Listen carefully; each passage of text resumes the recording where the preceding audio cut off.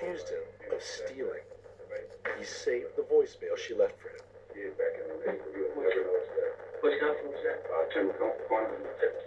Listen to me. You took my stuff the day you and Adam arrested me. I need my stuff back. I'm gonna show you. Are you laughing? You are a piece of. The explosive voicemail is clear evidence of animosity between the two. But Kendall has an alibi. Went to work. You can't have phones at work. Detectives check out Kendall's story. They can find no evidence that he stole from Simera, and his alibi is rock solid. We were able to alibi Kendall out being at work, and his phone records put him far away from the scene.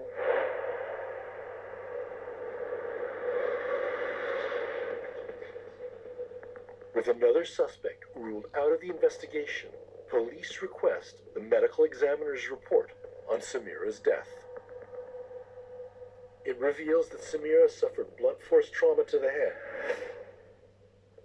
before she drowned in the pool. She had multiple impacts, one on the left side of her head and then one on the right side of her head. Inconsistent with her having tripped and fallen and bumped her head. Her death couldn't have been accidental. If you trip and fall and bump your head, you're not going to bump both sides of your head. Toxicology tests also show that Simera had 0 alcohol in her body. But that's not what Adam told police. Yeah, wait a minute. Adam said she was drunk, and she wasn't drunk. So you've got to start looking closer at Adam again. Adam told police he and Simera were trying to save their marriage.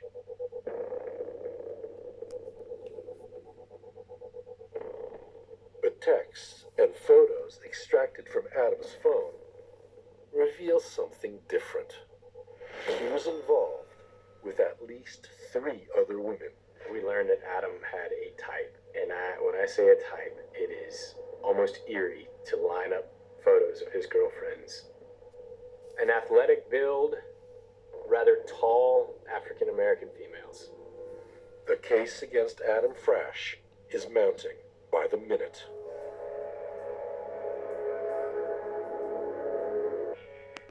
Right now, this case is looking pretty straightforward. And then, out of nowhere, a neighbor in Golden Eagle reaches out to law enforcement.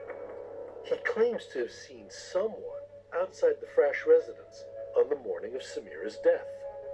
The neighbor indicated that approximately 10:25 to 10:45 a.m., so just about 20-30 minutes prior to her body being discovered, that he observed a woman meeting the description of Mrs. Fracsch loading something into a black SUV in the driveway of the Fracsch residence. The neighbor's statement sends the investigation into a tailspin.